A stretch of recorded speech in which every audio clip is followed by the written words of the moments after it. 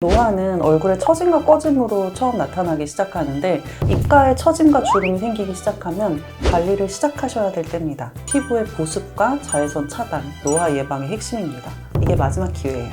관리를 했는데 주름이 생기면 어떡해요? 저한테 오시면 됩니다. 안녕하세요. 제이슨 성형외과 강영주 원장입니다. 오늘은 동안의 핵심 주름관리법에 대해서 얘기해 볼까 합니다. 노화는 얼굴에 처짐과 꺼짐으로 처음 나타나기 시작하는데 주름이 생기게 되면은 이제 그거를 내 얼굴에 이제 나이가 들었구나 하고 확실하게 인식을 하게 됩니다. 그래서 보통은 주름이 생기기 전에 예방을 하는 게 제일 중요하고요. 제 생각에 가장 중요한 거는 피부의 보습과 자외선 차단이라고 생각을 합니다. 그 두 가지가 노화 예방의 핵심입니다. 그럼 보습은 어떻게 하시는데 원장님은? 스킨 로션 바르면서 수분크림 같이 챙겨 바르는 거. 저는 피부가 약간 지성에 가까워서 수분크림 정도 바르고요. 건조하신 분들은 이제 조금 더 영양감이 있는 크림 같은 거를 좀 바르시면 도움이 되겠죠. 피부에 양보하세요.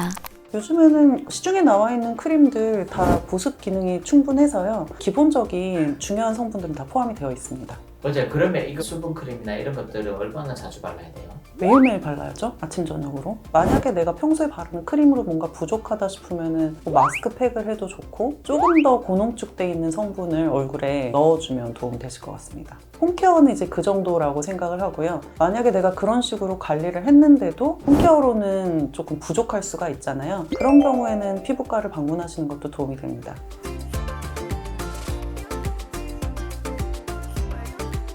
원장님도 피부과 시술 받는 게 있으세요? 제가 이제 주기적으로 꼭 받는 게 있는데요. 표정주름으로 인해서 생기는 이제 미간의 보톡스를 30대 초중반부터 꾸준히 맞고 있습니다. 저 같은 경우는 인상을 쓰는지 자꾸 이제 여기가 불룩해지는 거예요. 그리고 인상을 썼을 때 이제 좀 예민해 보이고 그런 것들이 있어가지고 미간에는 보톡스가 풀리면 꾸준히 이제 맞고 있고, 잘 웃으시는 분들은 사실 눈가에 주름 생기는 경우가 많거든요. 그런 경우에 이제 눈가 보톡스를 맞는 경우도 있죠. 그리고 젊은 나이에 보톡스 맞는 경우는 사실 이마를 좀 많이 써가지고 이마에 주름이 잡혀 있다거나 그런 경우에 이제 주름이 더 생기는 걸 예방하기 위해서 보톡스를 받기도 하고요.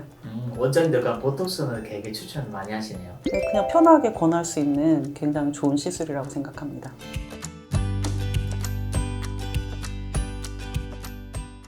자외선 관리는 어떻게 하세요? 선크림을 열심히 바르는 게 굉장히 중요한데요. 광노화라고 얘기를 하잖아요. 농촌에서 되게 오랫동안 열심히 일하신 어르신분들 보면은 피부가 굉장히 얇고 굵은 주름이 여러 겹 있는 거를 보실 수가 있을 겁니다. 그게 이제 자외선 차단을 안 하고 나이가 들었을 때라고 생각을 하시면 될 것 같고, 젊은 나이부터 선크림은 꾸준히 발라주는 게 중요하고요. 보통 수술하고 나서도 저는 자외선 차단을 굉장히 강조하는 편이거든요. 그래서 흉터 부위에도 자외선이 영향을 주면서 소침착이나 이런 거를 유발을 할 수가 있기 때문에 선크림은 평소에 열심히 발라주시는 게 굉장히 중요합니다.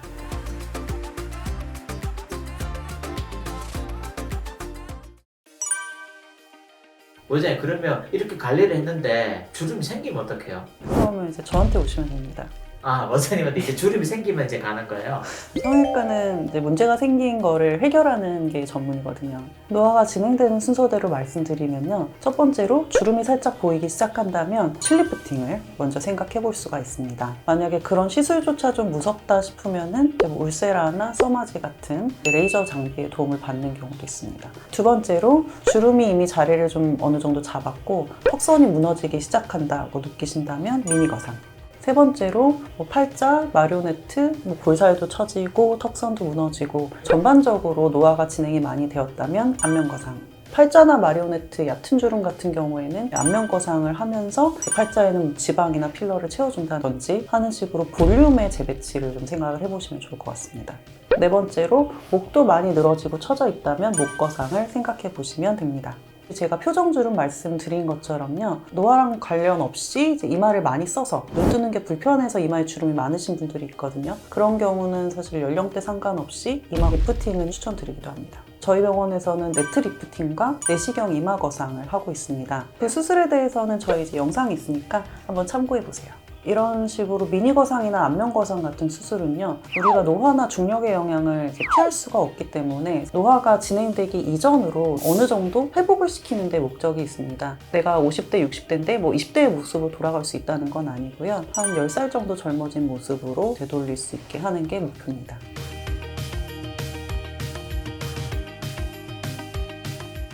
우리 필장님이 예전에 안면거상 수술을 하셨거든요. 네. 이제 40대가 넘어가면서 몸에 살이 막 찌기 시작하는 거예요. 음, 그래서 다이어트를 되게 열심히 하셨더니 살이 처지기 시작하는 거예요. 맞죠. 그게 너무 많이 보여서 네. 안면거상 수술을 하셨거든요. 네네. 다이어트를 먼저 하고 안면거상 수술을 해야 될까요? 아니면 안면거상 수술하고 다이어트를 해야 될까요? 이제 다이어트는 사실 꾸준히 하시는 분들이 많기 때문에요. 저는 순서는 크게 의미가 없다고 생각을 하는데 아무래도 다이어트를 하게 되면은 지방의 볼륨이 줄어들게 되잖아요. 그런 차원에서 보면은 이제 다이어트가 끝난 다음에 이제 안면거상을 하는 게 남아있는 피부를 확 당겨 올릴 수 있으니까 이제 좋다고 생각을 하는데 보통 이제 꾸준히 평생 나는 다이어트를 하고 있다 하시는 분들은 사실 시기는 크게 의미는 없는 것 같습니다.